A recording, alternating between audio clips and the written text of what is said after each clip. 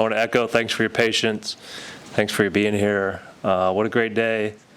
Hopefully you heard my opening remarks. I'm not going to repeat them. I'm just going to say a few things. What we were looking for in our next AD, kind of what I mentioned in remarks earlier, it was really important for me to find somebody that has that Nebraska work ethic and somebody who was smart, strategic. We all know college athletics is rapidly changing, so needed somebody who was thinking around, seeing around the corner before it happened to us. Somebody who was aligned with our vision for excellence across the institution, not just on the athletic field, but in the classroom, in the research lab, and in our outreach mission across the university. Someone who would need a lot of onboarding, who was familiar with the Big Ten room, and would be a voice in those conversations about everything that's going on in college athletics. Someone who had football experience and football chops, who could be a great partner with Coach Rule and helping him get back Husker football back to where it needs to be. Someone who would fight like heck for our student athletes and our coaches, and maybe most important to me, somebody who wanted to be on Team Nebraska, who understands the special place this is and the special people that we have here, and who understands what a privilege and a responsibility it is to wear the red N, and who would lead us with integrity and competitiveness. So I'm glad to say we found that guy in Troy Dannen. So Troy, welcome to Nebraska.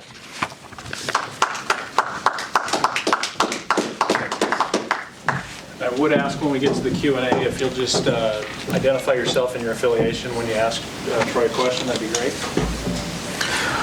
Well, good afternoon. I'm going to say this knowing full well my background's in communications, public relations, and I started in sports formation. But I really look forward to working with you.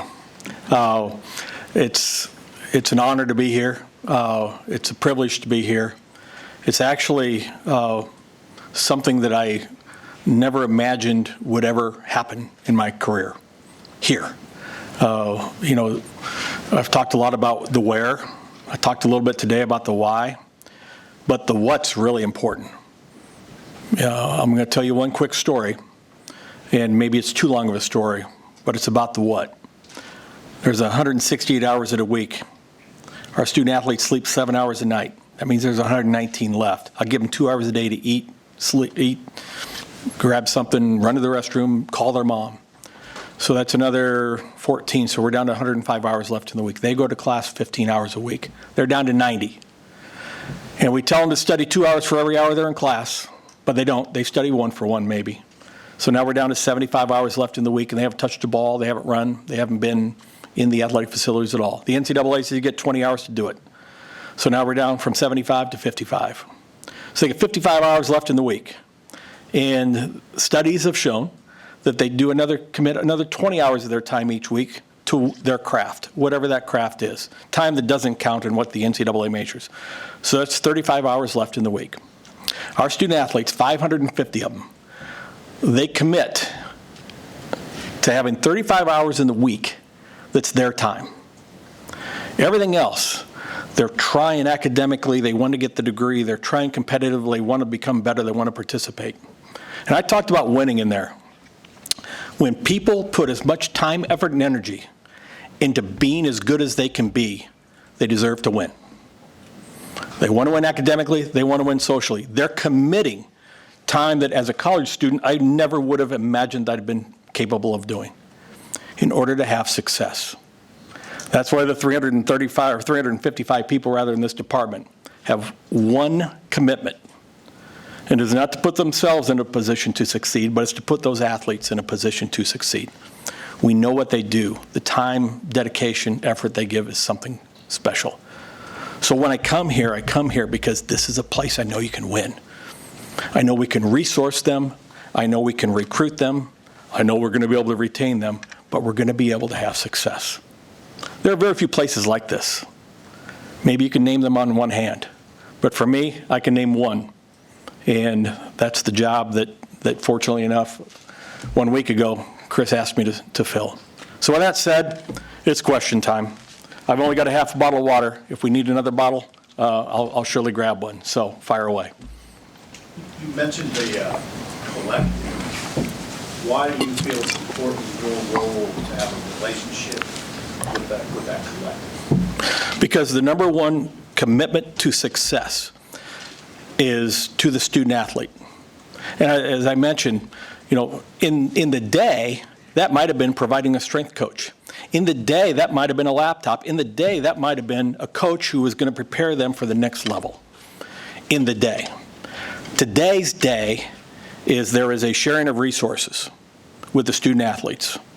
And so if we're going to compete, if we're going to recruit and retain, everybody in this department has to support what lies ahead for student athletes to be a part of the economic model of this. Today, it's NIL.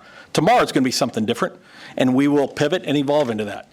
But so it would not, I would be missing if I tried to avoid the reality of what the name of the game is today.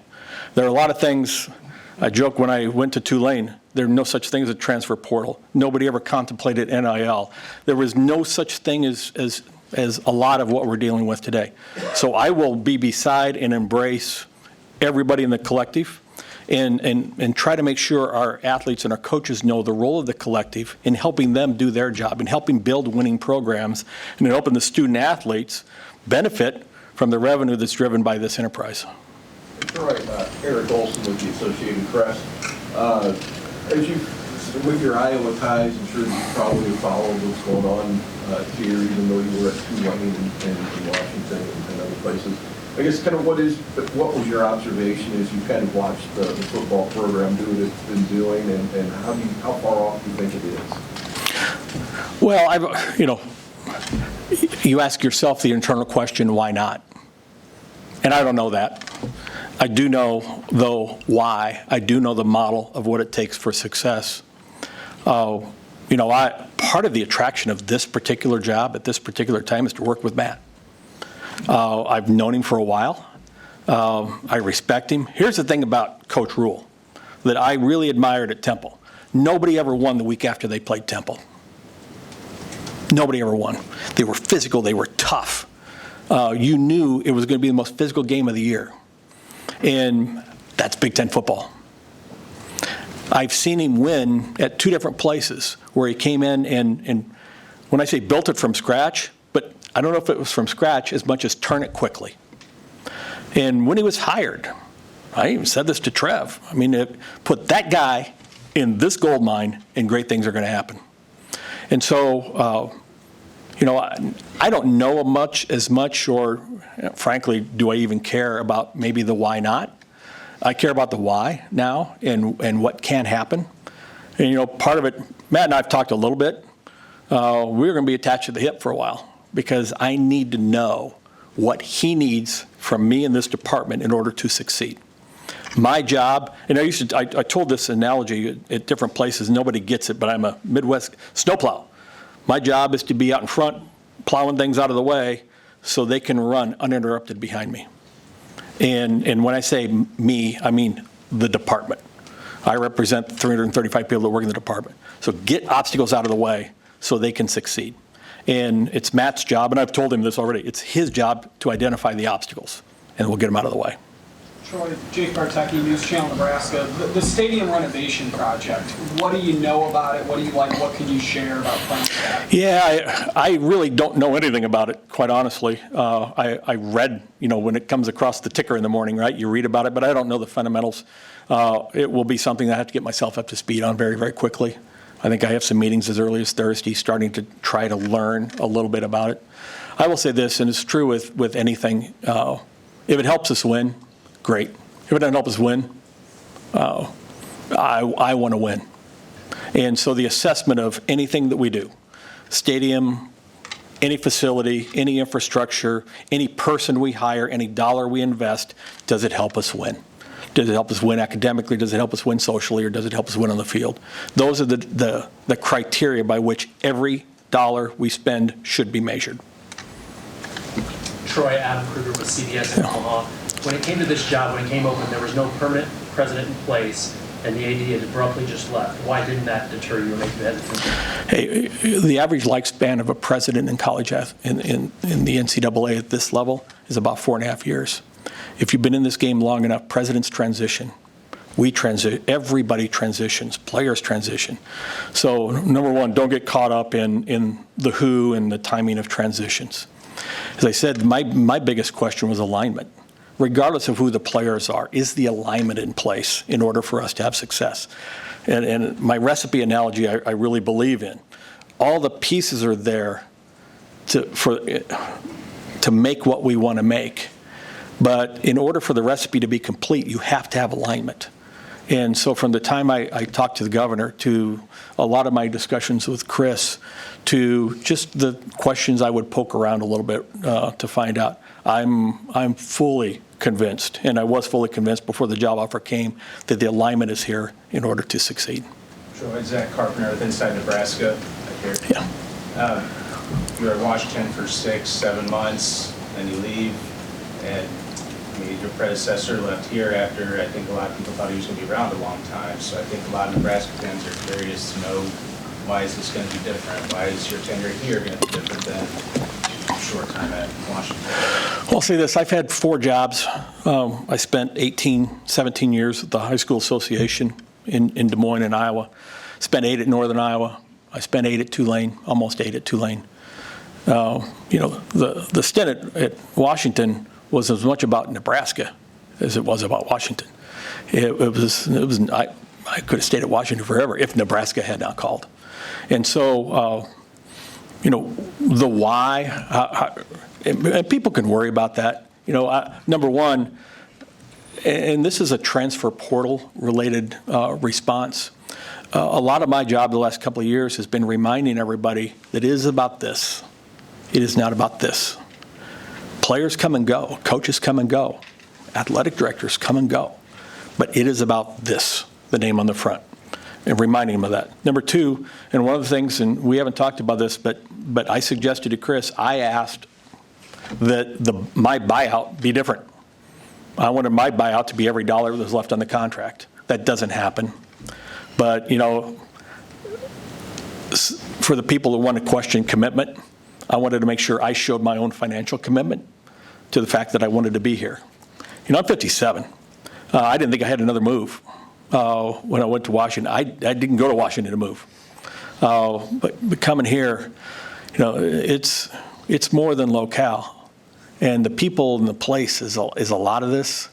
But when you put people, place, and the ability to do everything that you aspire to do professionally, there just aren't other places. Hey, Troy, Sean Callahan with Husker Online. Just being in Big Ten AD, how big of an advantage is that now going forward in college athletics in the Big Ten or even the SEC? I think the world is going to revolve around the Big Ten and the SEC. I think we saw it with the college football playoff revenue distribution model that came out. I'm really, really impressed with Commissioner Petitti. I've been around a lot of commissioners. I love his vision. I love his aggressiveness.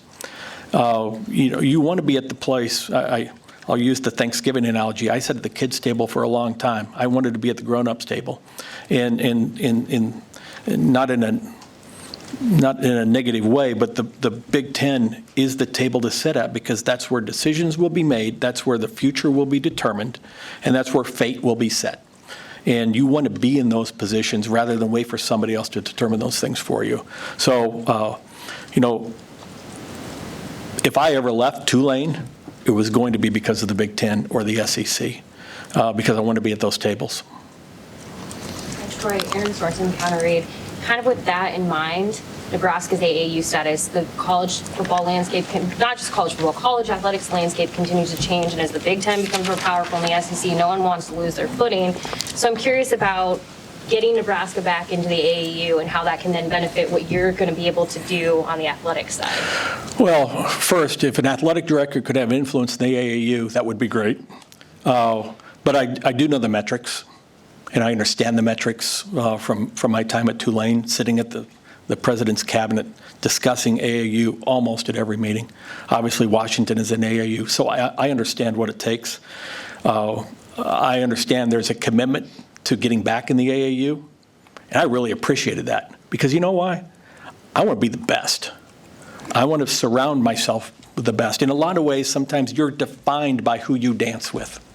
And so the idea of the institution being, it is an elite research institution. It should be identified with the other elite research institutions. And I know that commitment's there, and to the role, to the extent that we can help, we're going to be as good in athletics as the university is as a whole. You know, we are not our own entity. Even in Nebraska, we are not our own entity. And we got to understand, you know, we need to be collaborative, and we need to help each other in any way we can. And if there's a way that we can assist in the pursuit, we will. I do have a little bit of background and knowledge, and I don't know whether the president's ever going to call on me, but if he does, I'll be there. Sidney Chun from World-Herald, welcome to Nebraska. Thanks. What does it look like to fight for student athletes and coaches in Big Ten and NCAA meetings?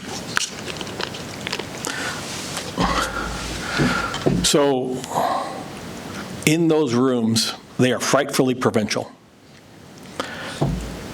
Those who fight successfully fight on behalf of the whole, not on behalf of their own. It's incumbent upon me in those rooms to understand where our own fit in the whole. And how do we fight for our own? By fighting for the whole.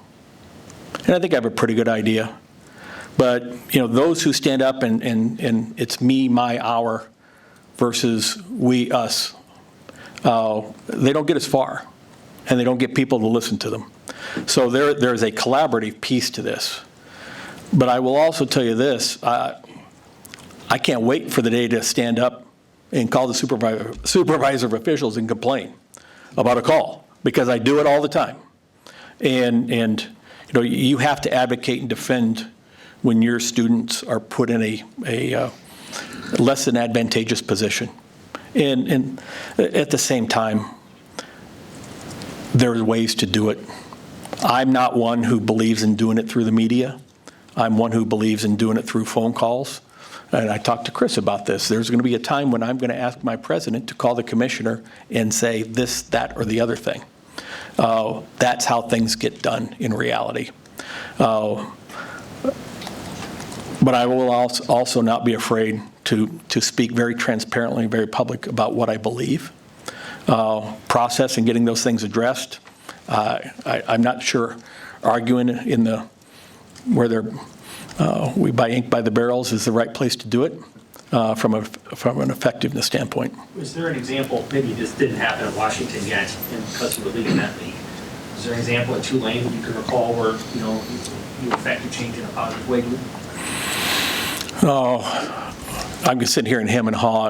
Like nothing comes to the top of my mind. But the reason I got involved in all the governance stuff when I was at Tulane was to understand the mechanics of what really happens and how it happens, to understand who the players are, who the voices are that are respected, to understand when we need to get something done, who do I call, instead of just throw up my hands in frustration.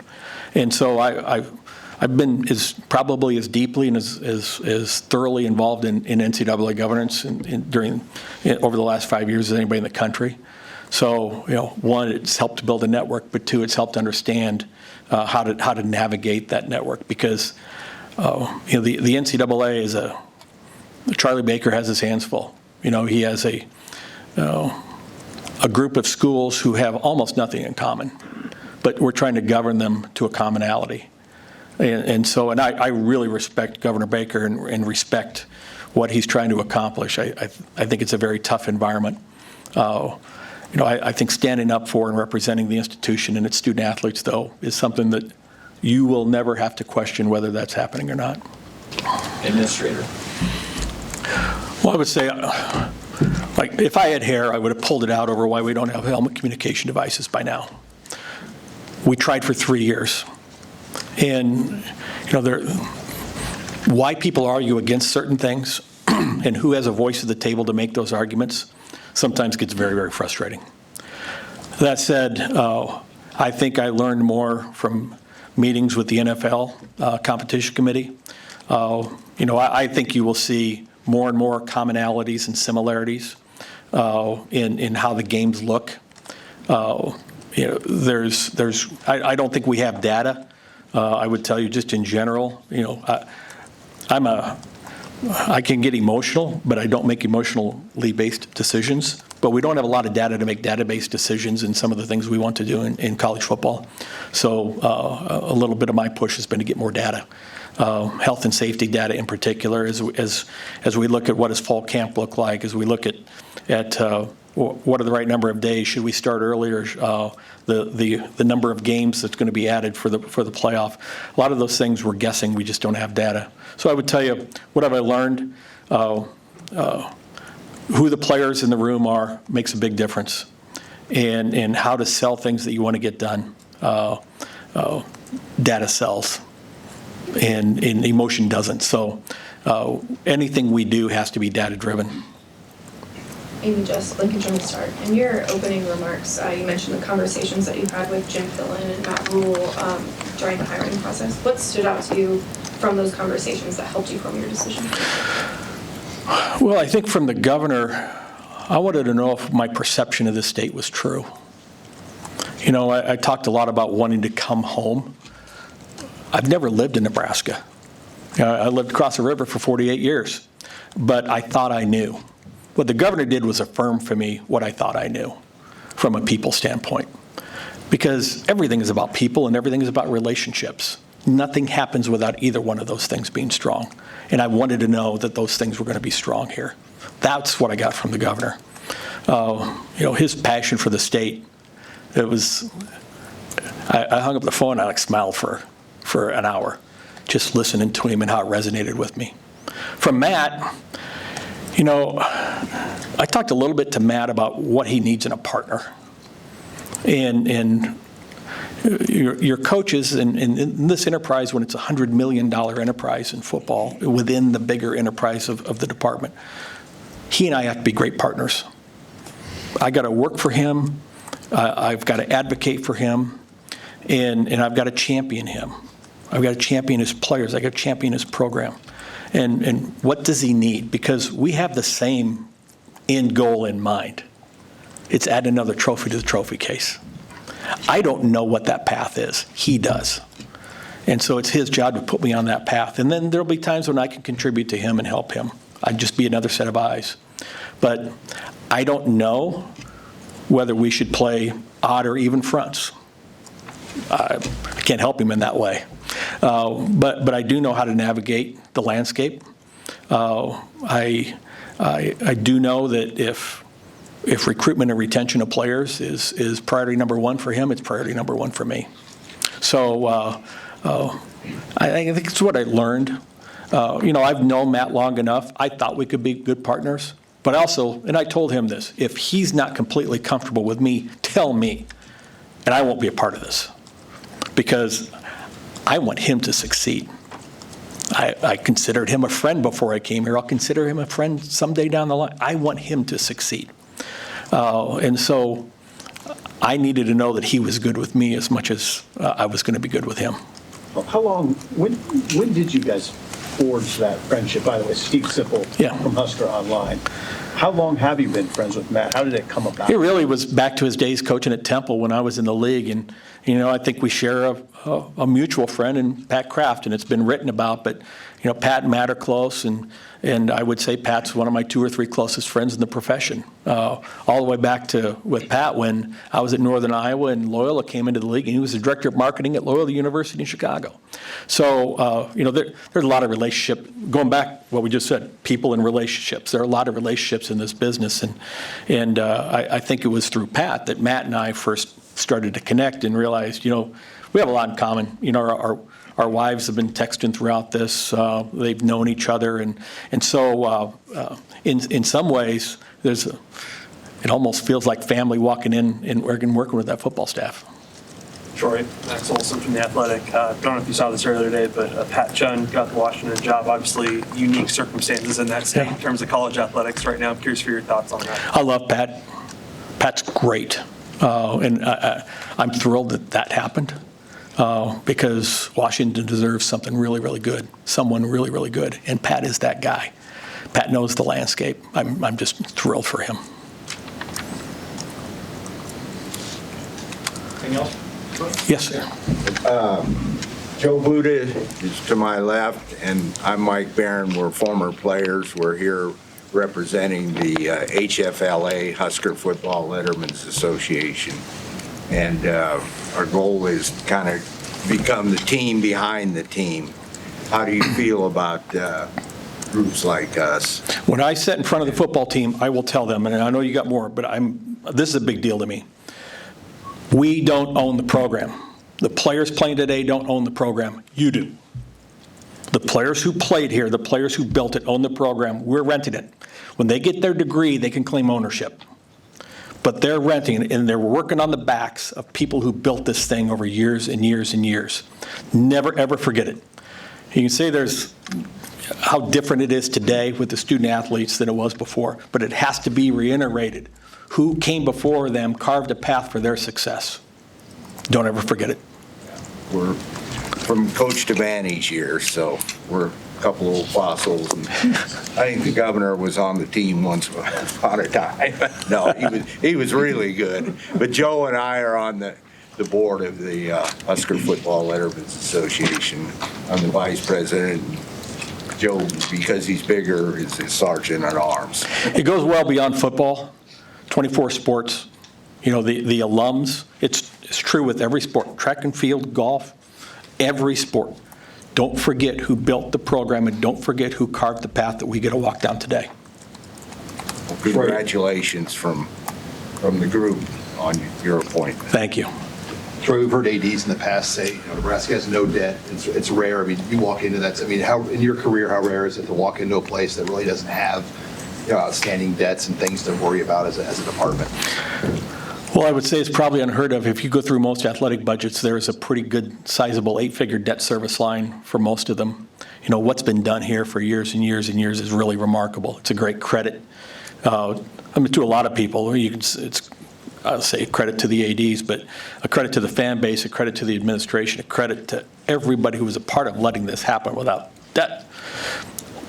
The advantage of that today is the uncertainty and unpredictability of what lies ahead for us. That is one burden that we will not carry into that future. And so I would say it allows you to be a little more nimble. It allows you to be a little more quickly able to adapt to what comes. The one thing that's absolute that's going to happen, there will be a line item in our budget for student athletes at some point in time. And I don't know what form that takes. I don't know whether the courts and or legislators force that on us. I don't know how much of it is we will be proactive and put that plan in place ourselves as an enterprise. But that will be coming. And it is not optional. And I talked a lot about NIL today in 1890. That is what NIL will transition into. And we better be supporting it to the max today, because as we transition, we will be supporting it to the max tomorrow. I said this earlier, and I hate to repeat myself, but we've always focused on coach recruitment and retention and how important that is. People. Time to focus on student-athlete recruitment and retention. And it's a different model. Some people don't like it. And those who don't want to embrace it, that's fine. I know this, we will embrace it. Because that is when I say the price of success, coaches' contracts, price of success. And we will be able to pay the price for success. Troy, you've gone to some pretty big-time bowl games the past couple of years. Do you look at the expanded playoff as an exciting kind of piece of the future here for Nebraska? We're managing to get in the 12. I mean, and one thing Coach and I have talked about is how do we get into the 12? I love the expanded playoff. 4, 6, 8, 12. Everybody in the 12 will walk into this thing thinking they have a chance to win the whole thing. And I think it's going to be great for the game.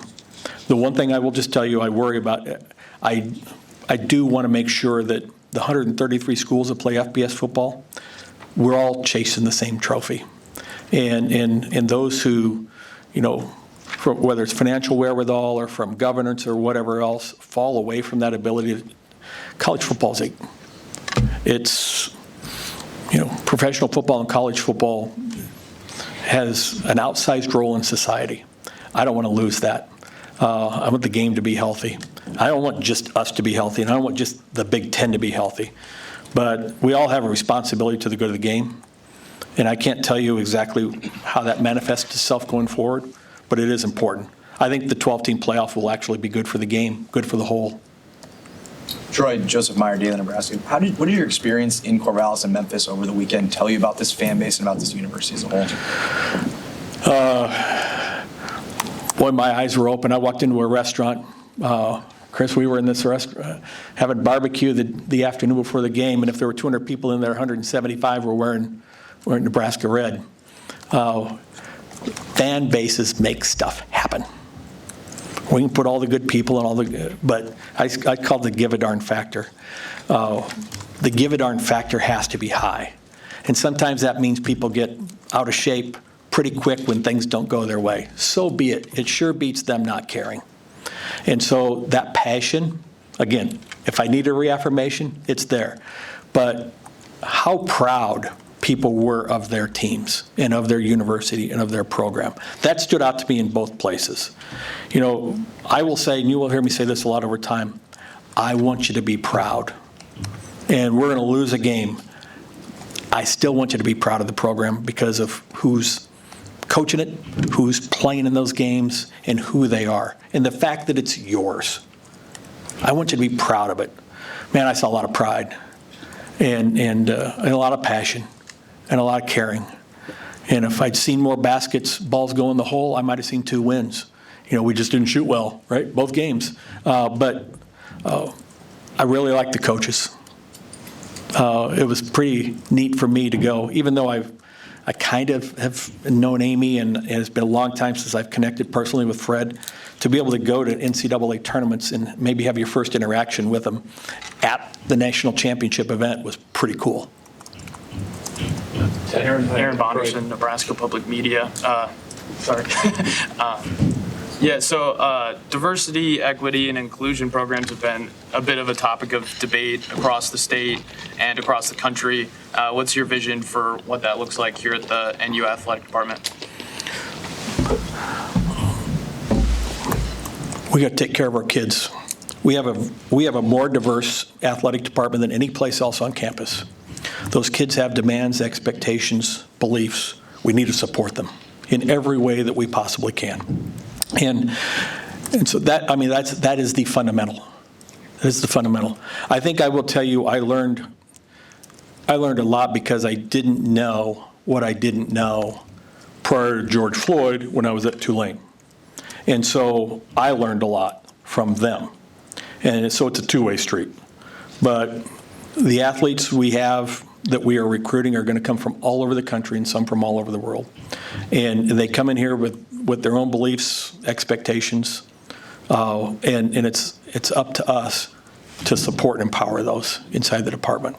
I want this to be a place where everybody wants to come and everybody knows they can have a chance to succeed. Take 1 or 2 more. I would ask you about volleyball. What was an impression from afar, and what do you hope to accomplish as you take over here? Well, I'll say this. I mean, we have the John Wooden of volleyball right in our midst. I'm meeting with Coach tomorrow. As a matter of fact, he's the first coach I'm going to have a chance to sit down and have my full one-on-one with. I've been an admirer for a long time. Go back to the high school, days of the high school association when all of our great Western Christian girls came here to play. We couldn't keep them in the state of Iowa.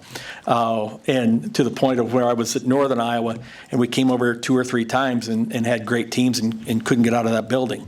Volleyball special here. I will tell you the highlight of the day was my daughter getting that volleyball jersey standing up at the front today. She will wear that thing for days and days and days in school. Volleyball fan, but she knows what Nebraska volleyball is as well, let alone what happened inside the stadium last year. But there isn't a sport here that can't be Nebraska volleyball. There is not a sport here. And if we don't get there, we have to be introspective and figure out why. And it's not a criticism or condemnation. It's what do we have to do to become Nebraska volleyball? And they give us, I talk about standards to set. And every decision we make, every action we take, we should set the standard that others aspire to achieve. It's not just externally, it's internally as well. So how do we all meet the standard that Nebraska Volleyball has shown us inside the department. Anything else? Last one, Andrew? Andrew Zaki from KUTV. Going back to the stadium expansion, will you take time to reevaluate whether this helps win programs, or you see any delay, or you think that is there urgency to keep this moving on? Well, I can't even answer the delay because I don't know what the timeline is. So there's that much for me to learn. I need to understand the model. I need to understand the financing behind it. I need to understand the objective behind it. I need to understand not just the cost of it, but what is the ROI on it. This is this is a high interest rate environment right now, and so I don't know what the actual costs are. I don't know what the design is. And frankly, I don't know what the buy-in is from everybody on the press. So I've got a lot to learn, but it has to come fast. I do understand that because the longer it takes, I will tell you, the more expensive anything's going to be. So I'll get after it. I'll get after it pretty quickly. All right. Thank you. Thank you.